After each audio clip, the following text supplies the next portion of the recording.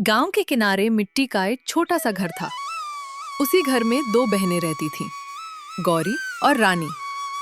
माँ बाप अब इस दुनिया में नहीं थे, पर उनकी दी हुई मिट्टी, उनकी सीख और उनका नाम आज भी इस घर की हर सांस में बसता था। आज की सुबह दुख से भरी थी, मगर डर से नहीं, एक शांत अडिग हिम्मत से। हाँ दीदी, हो गया। आज दिया जल्दी जल गया। जल्दी जले तो अच्छा है। लगता है अम्मा अब भी देख रही हैं कि हम देर ना करें। और बाबूजी कहते थे, दिन की पहली रोशनी से पहले मन साफ कर लो, फिर काम भारी नहीं लगता। हाँ, चल दोनों हाथ जोड़। अम्मा, बाबूजी, हम ठीक हैं। थोड़ा थकते हैं, पर टूटे नहीं हैं। आपकी जमीन, आपका घर, आपकी इज्जत हम संभालेंगे, चाहे जैसे भी दिन आए। दीदी, जब मैं ये तस्वीर देखती हूँ, लगता है अम्मा अभी बोल देंगी, पहले कुछ खा लो, फिर खेत जाना।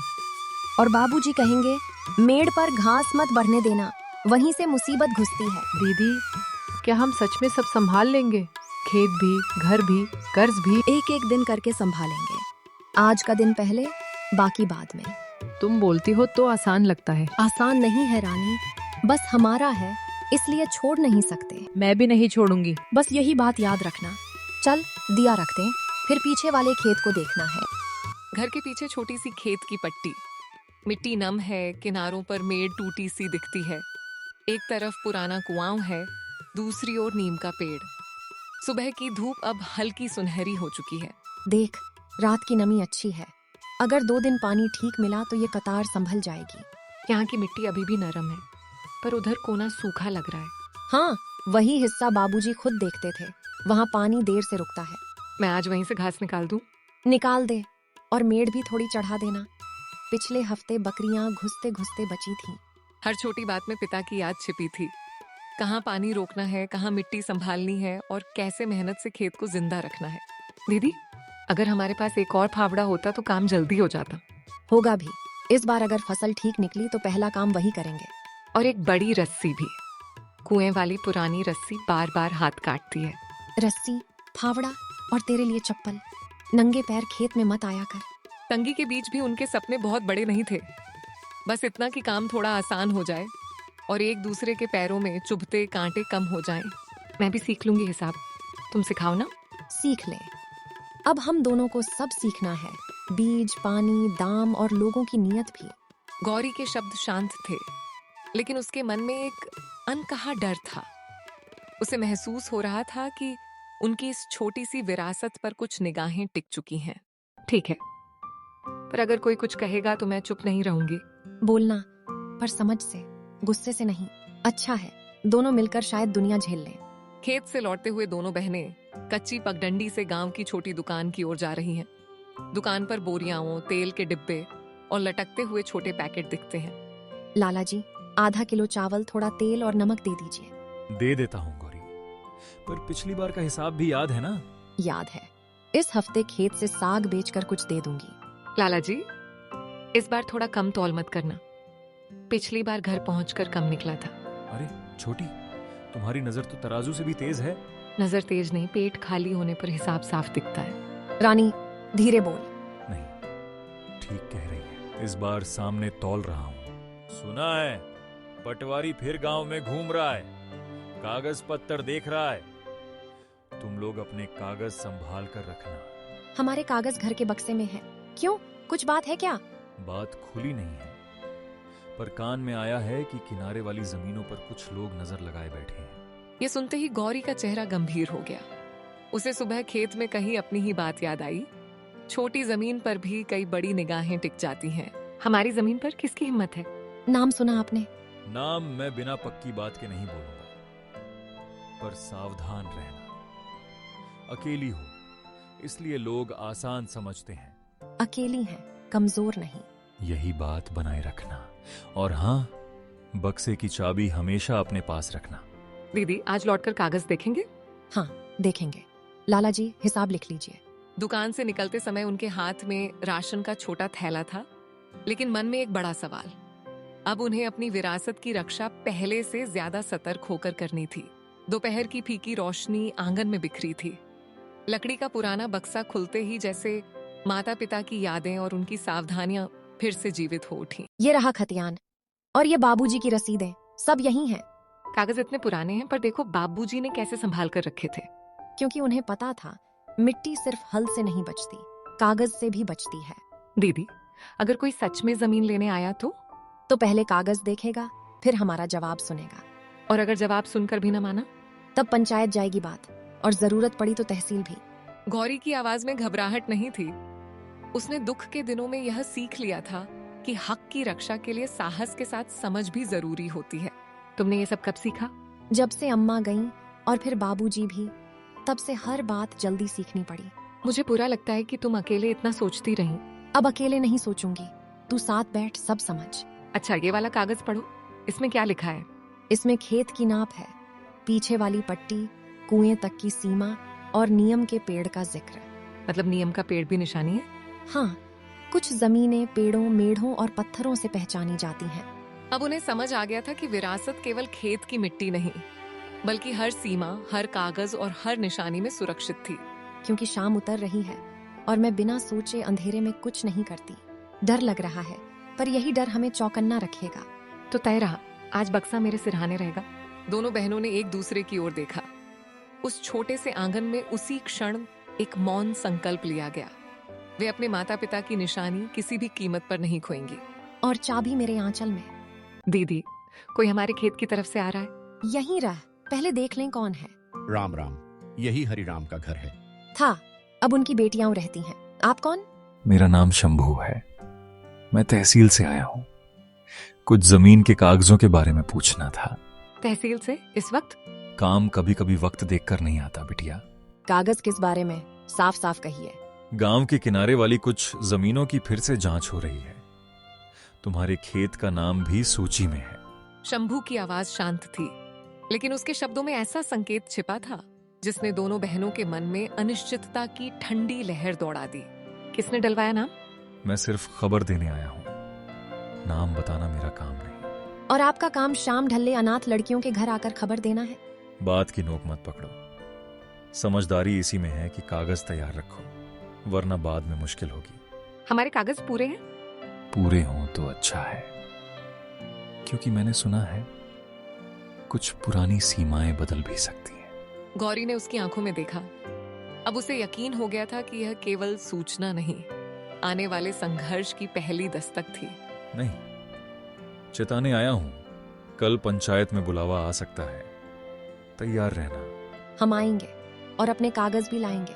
कागज लाना और हिम्मत भी, उसकी ज्यादा जरूरत पड़ेगी। सुन लिया हमने, अब आप जा सकते हैं। ठीक है, पर एक बात याद रखना, गांव में जमीन सिर्फ मिट्टी नहीं होती, ताकत भी होती है। दीदी, कल सच में कुछ होने वाला है। हाँ, और कल से शायद हमारा असली इम्तिहान शुरू होगा। शंभू अंधेरे में गुम हो गया, लेकिन उसके शब्द आंगन में रह गए। गौरी ने दरवाजा भीतर से बंद किया, बक्से पर हाथ रखा और पहली बार उसे साफ महसूस हुआ। माँ बाप की छोड़ी हुई ये छोटी सी जमीन अब सिर्फ रोजी नहीं, लड़ाई बनने जा रही है। वही अगली सुबह, रात की बातों की बेचैनी अब भी हवा में तैर रही है। दरवाजा खुला है, बक्सा कोने में रखा है और दोनों बहनें जल्दी जल्दी खेत जाने की तैयारी कर रही हैं। दीदी, मैं रात भर ठीक से सो ही नहीं पाई। बार बार वही आदमी की बात कान में बजती रही। मैं भी नहीं सोई, पर डरते रहे तो वही चाहता है। पहले खेत देखते हैं। अगर उसने सच में कुछ कर दिया हुआ तो हम देखेंगे, समझेंगे और चुप नहीं बैठेंगे। बक्सा साथ ले चलें क्या? नहीं, कागज घर में ही रहेंगे। ताला लगा दो। गौरी ने बक्से पर एक बार नजर डाली। उसे पता था कि इस लकड़ी के पुराने संदूक में सिर्फ कागज नहीं, उनके अधिकार की पूरी नींव रखी थी। दीदी, तुम्हारी आवाज तो मजबूत है, पर हाथ ठंडे हो रहे हैं। हाँ, डर लग रहा है, पर डर के साथ भी चला जाता है। चल। आज खेत पहुंचते ही पहले मेड़ देखेंगे। और पानी भी। रात में कोई छेड़छाड़ हुई होगी तो निशान मिलेंगे। काश बाबूजी होते, एक नजर में समझ जाते किसने क्या किया। पिता की कमी आज पहले से अधिक महसूस हो रही थी, लेकिन अब यही कमी दोनों बहनों को जल्दी बड़ा और मजबूत बनने के लिए मजबूर कर रही थी। अब हमें समझना होगा, यही असली बात है। चल, देर मत कर। खेत के किनारे पहुंचते ही बेचैनी शक में बदली और शक अगले ही पल यकीन बन गया। मेड़ का एक हिस्सा टूटा पड़ा था, पानी बहकर नीचे की सूखी जमीन में फैल चुका था। जैसे किसी ने रात में जानबूझकर घाव खोल दिया हो। दीदी ये देखो, मैड टूटी हुई है। पीछे हट, मैं पास से देखती हूँ। पानी तो पूरा बाहर निकल गया, आधा खेत सूख जाएगा अब। ये अपने आप नहीं टूटा, यहाँ फावड़े का साफ कट है। हाँ, किसी ने सोचा कि हमें सुबह ही झुका देगा। मिट्टी पर बने निशान बता रहे थे कि यह हादसा नहीं, सोची समझी चाल थी।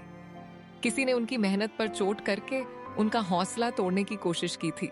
दीदी मिट्टी अभी भी भीगी है, काम रात देर से हुआ होगा। और देख, पैरों के निशान भी हैं। एक नहीं, 2 लोग रहे होंगे। अब क्या करें? पहले पानी रोकें या गांव में जाकर शोर करें? पहले मेढ़ बांधते हैं, खेत बचा तो बात आगे बढ़ेगी। मैं मिट्टी खींचती हूँ, तुम उधर से थाम लो। जल्दी कर, धूप चढ़ने से पहले रोकना होगा। दोनों बहनों ने बिना एक पल गंवाए मिट्टी उठानी शुरू कर दी। उनकी हथेलियां कांप रही थीं, लेकिन इरादा पहले से ज्यादा मजबूत हो चुका था। अब यह सिर्फ खेत बचाने का नहीं, अपने अधिकार बचाने का सवाल था। भीगी मिट्टी अब उनके हाथों में थी, लेकिन उसके भीतर छिपा संदेश और भी स्पष्ट था। यह नुकसान संयोग नहीं था, किसी ने पूरी सोच समझ के साथ उनकी मेहनत को चोट पहुंचाई थी। दीदी ये मिट्टी अभी नरम है, जिसने तोड़ा उसने पानी का रास्ता सोचकर ही काटा है। हाँ, सीधा कमजोर जगह पर चोट की है। कोई खेत को जानता है।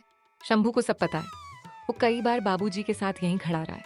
नाम लेने से पहले सबूत चाहिए, वरना वही उल्टा हमें झूठा कहेगा। गौरी जानती थी कि सच्चाई के साथ धैर्य भी जरूरी है। बिना प्रमाण के लगाया गया आरोप उनके ही खिलाफ इस्तेमाल किया जा सकता था।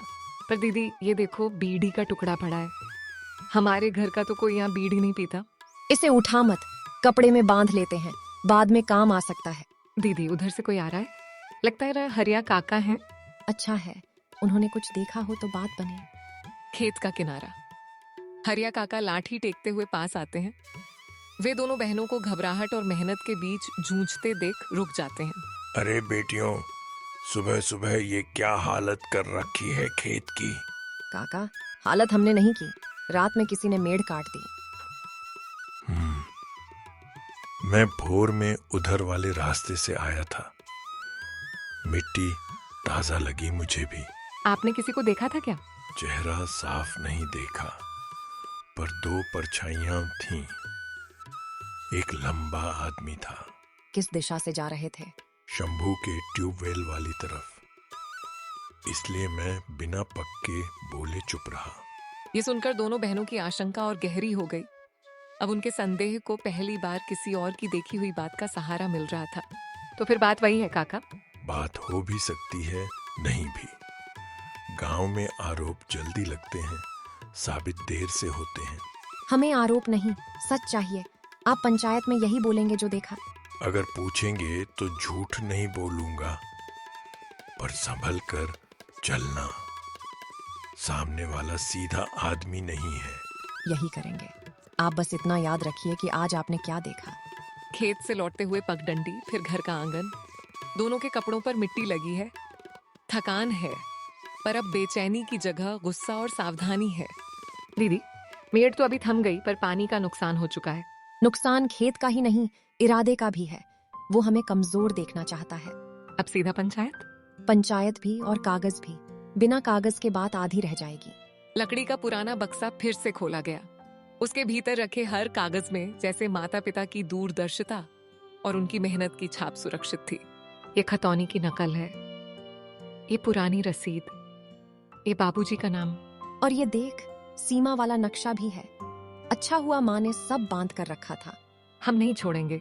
नहीं, पर जल्दबाजी भी नहीं करेंगे। पहले पटवारी से मिलना होगा। आज ही? आज ही। जितनी जल्दी रिकॉर्ड दिखेगा उतना अच्छा। पटवारी के छोटे से दफ्तर के बाहर और भीतर लकड़ी की मेज, रजिस्टरों का ढेर, पंखा धीरे धीरे घूम रहा है। बहनें कागज लेकर सामने खड़ी हैं। हाँ बोलो बेटियों, किस काम से आई हो? हमारी जमीन की नकल और सीमा की पुष्टि चाहिए। खेत में रात को छेड़छाड़ हुई है। छेड़छाड़? कैसी? मेड़ काट दी गई, पानी बह गया और कल से दबाव भी बनाया जा रहा है। ठीक है, कागज दिखाओ। ये खतौनी, ये रसीद और ये पुराना नक्शा। कागज तो ठीक लग रहे हैं, खाता भी यही कहता है। पटवारी के शब्द सुनते ही दोनों के मन का एक बोझ हल्का हुआ। कम से कम रिकॉर्ड अभी भी उनके पक्ष में साफ खड़ा था।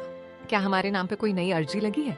अभी खुलकर कुछ नहीं कहूंगा, पर हाँ, इस गाठा नंबर पर हलचल हुई है। कैसी हलचल, साफ बताइए। किसी ने सीमांकन की मांग डाली है और साथ में खरीद की बातचीत का भी इशारा छोड़ा है। मतलब पहले डराओ फिर सस्ती जमीन खरीद लो। गांव में ऐसे खेल नए नहीं हैं। तुम लोग सावधान रहो। अब तस्वीर लगभग साफ हो चुकी थी। ये केवल विवाद नहीं, सोची समझी चाल थी। पहले दबाव बनाओ, फिर मजबूरी का फायदा उठाओ। हमें उस अर्जी की प्रति चाहिए। नियम से आवेदन दो, मिल जाएगी। लेकिन एक बात और है, क्या बात?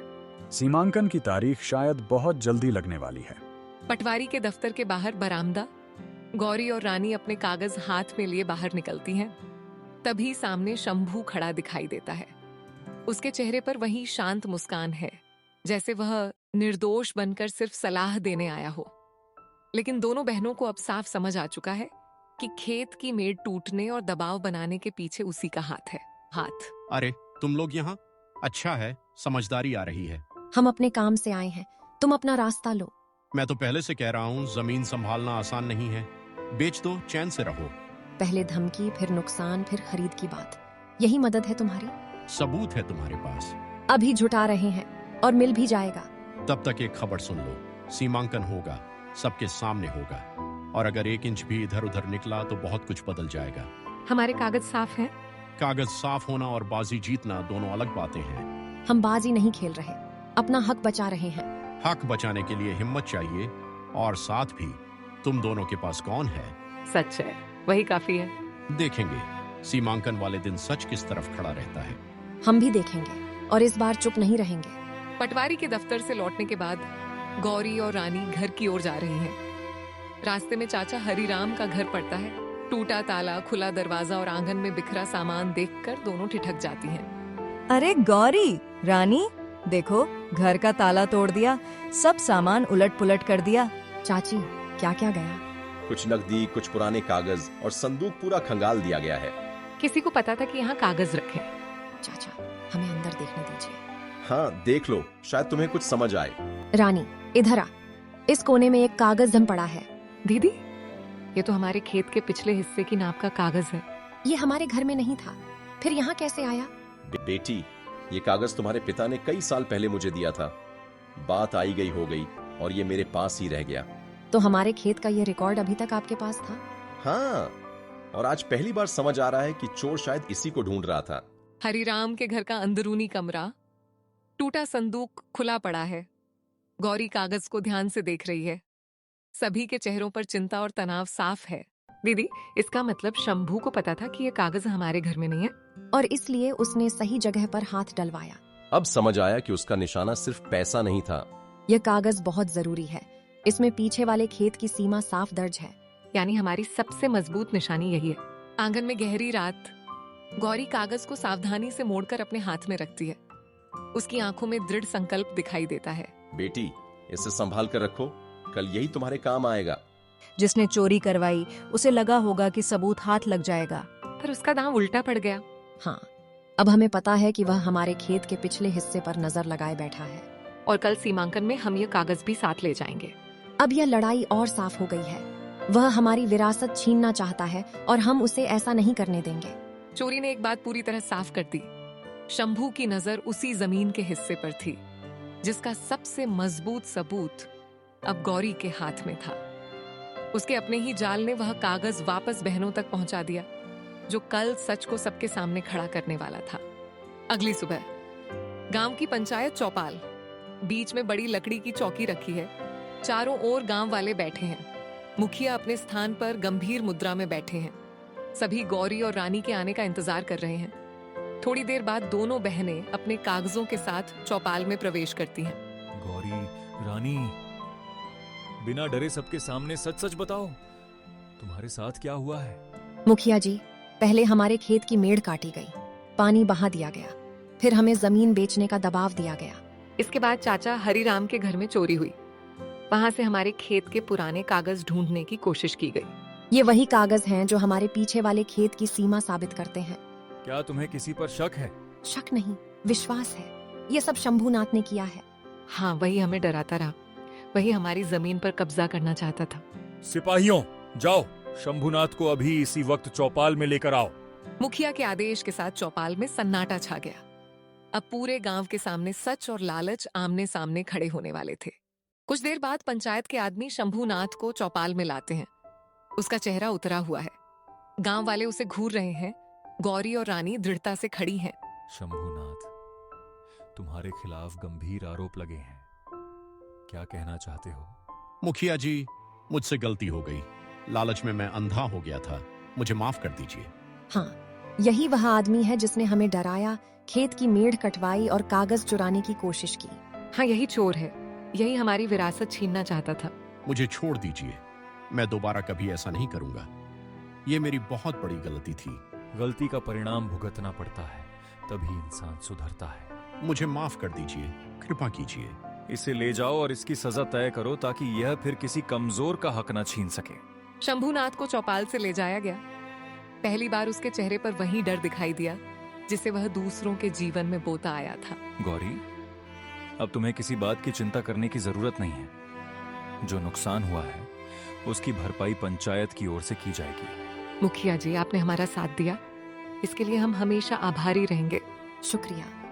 आपने हमें सिर्फ न्याय नहीं दिया, बल्कि हमारा विश्वास भी लौट आया है। आज से यह गांव तुम्हारी ताकत है। अब कोई तुम्हारी ओर बुरी नजर से नहीं देखेगा। धन्यवाद। अब हम मेहनत करेंगे और अपने माता पिता की विरासत को और मजबूत बनाएंगे। उस दिन के बाद जीवन धीरे धीरे फिर सामान्य होने लगा। खेत दोबारा लहलहाने लगे। गौरी और रानी ने मेहनत, ईमानदारी और साहस से अपनी दुनिया संवार ली। उन्होंने साबित कर दिया कि सच देर से जीतता है, पर हारता कभी नहीं। और क्षमा की रोशनी सबसे गहरे अंधेरे को भी मिटा देती है।